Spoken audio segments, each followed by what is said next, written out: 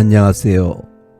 오늘 소개할 수필은 경첩이라는 상징을 통해 부부의 관계와 가정의 지속을 비유적으로 표현한 2020년 영주일보 신춘문예 수필 당선작입니다.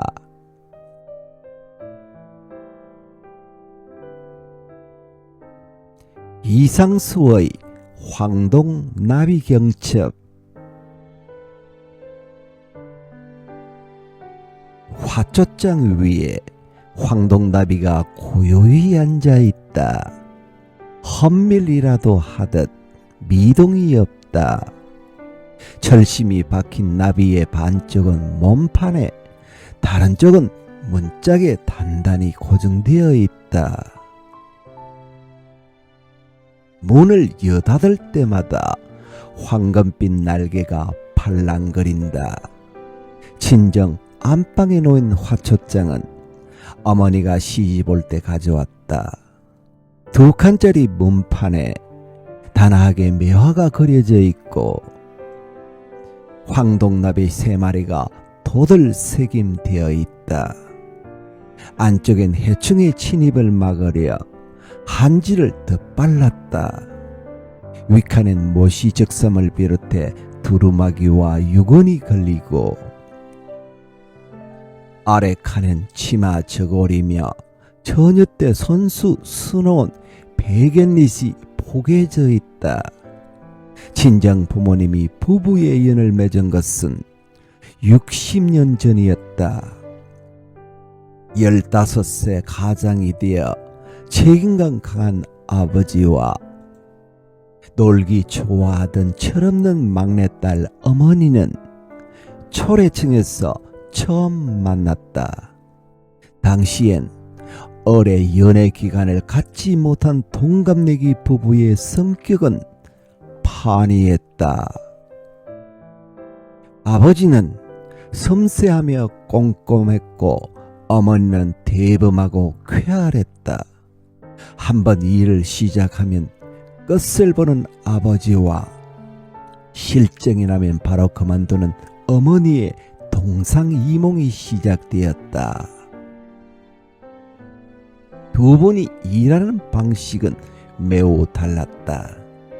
어머니는 부지런히 몸을 놀리는 편이었고 아버지는 몸보다 머리가 부지런했다. 아버지가 차근차근 계획을 세우고 있는 동안 어머니는 호미를 들고 논밭으로 내달렸다. 어머니가 보기에 아버지는 지나치게 굼떠 보이고 아버지가 보기에 어머니는 너무 조급해 보였다. 농촌에서 몸을 쓰지 않는 일을 찾기란 여간 어려운 일이 아니었다. 그러던 어느 날 아버지는 돈을 많이 벌어 식구들을 편안하게 해주겠다며 대처로 나가 옷 가게를 차렸다. 머릿속으로 셈해본 이익은 컸겠지만 날이 갈수록 손해를 보게 되었고 한번 시작한 일이라 어떻게든 성공하고 싶은 마음에 다급히 논밭을 팔아 그 손해를 메우려 했다. 그럴수록 밑 빠진 독처럼 적잖은 눈덩이처럼 불어났다. 어머니가 눈물로 아버지를 말렸지만 본전 생각은 아버지를 깊숙한 늪속으로 끌어당겼다. 결국 마지막 남은 땅마저 넘기려 하자 논바닥에 들어 누웠다. 차가운 비는 어머니의 몸을 파고들었고 죽을지도 모른다는 공포가 우리 마음에 파고들었다.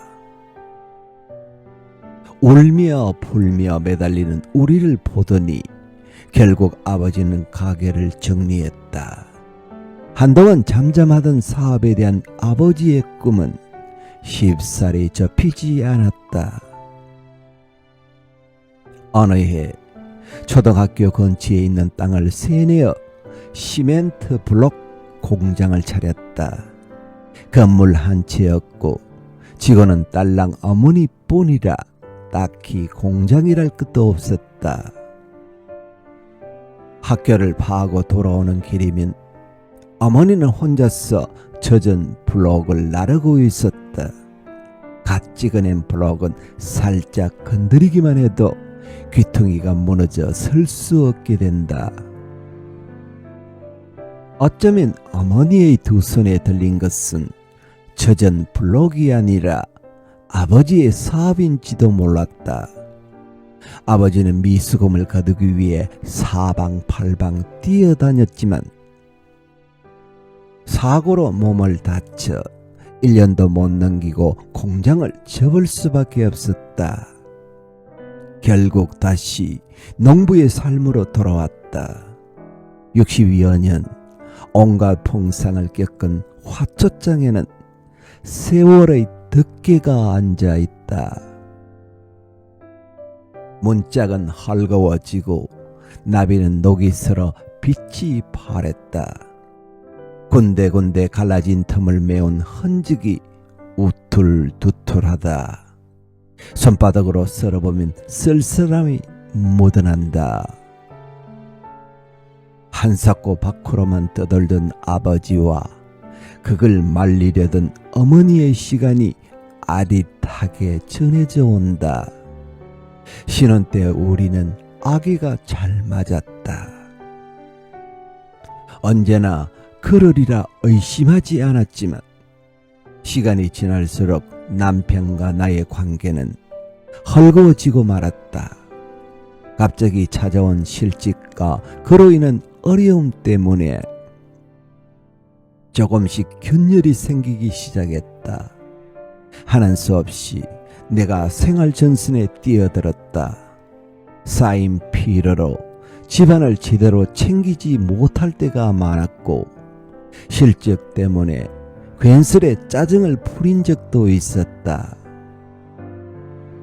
아기가 잘 맞지 않고 자꾸 삐그덕거렸다. 그 점이었을까? 친정집 윗목에 묵묵히 앉아있던 화초장이 새삼 눈에 들어온 것이 그전에는 낡고 색이 바래 별로 대수롭지 않게 보았다.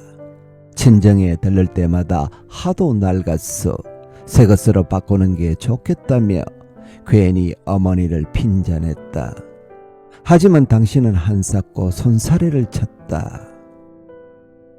어릴 적 장길에 무슨 기척이 느껴져 눈을 떠보면 어머니가 화초장에 기대에 앉아 있곤 했다.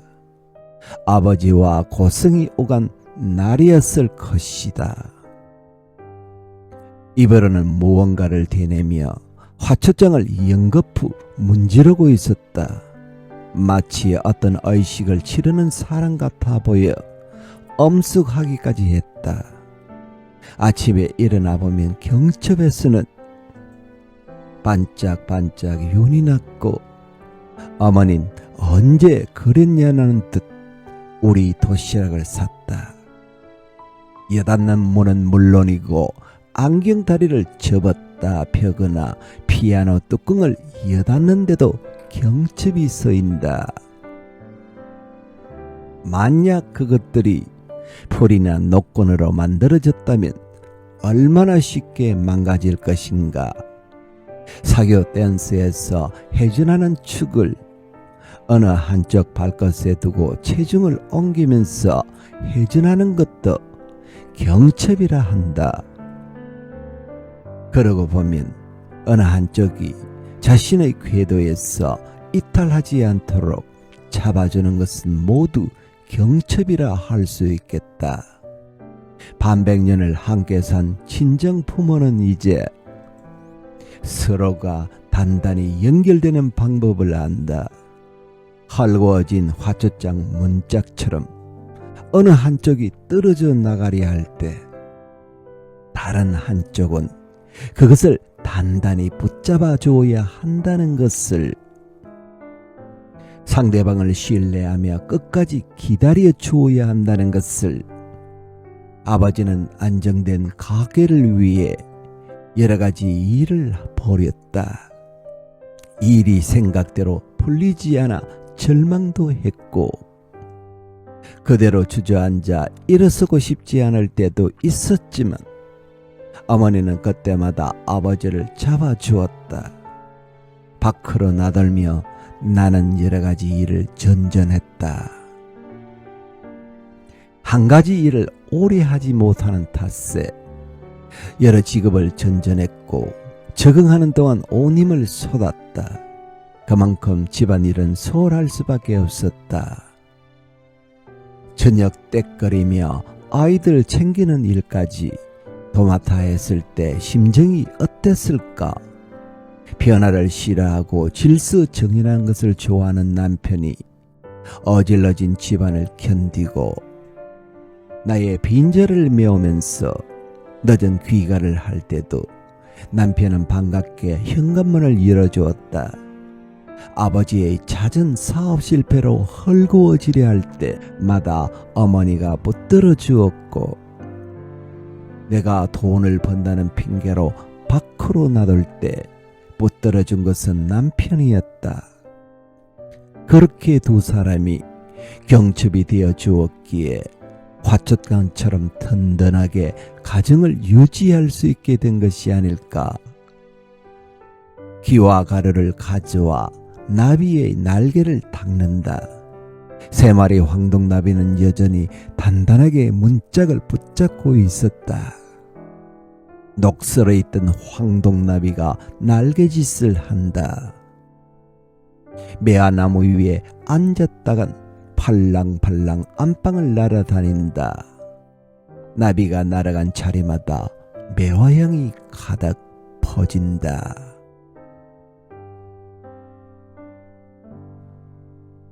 이상수 수필가의 메시지를 다시 보겠습니다. 반백년을 함께 산 친정 부모는 이제 서로가 단단히 연결되는 방법을 안다. 헐거워진 화촉장 문짝처럼 어느 한쪽이 떨어져 나가려 할 때 다른 한쪽은 그것을 단단히 붙잡아줘야 한다는 것을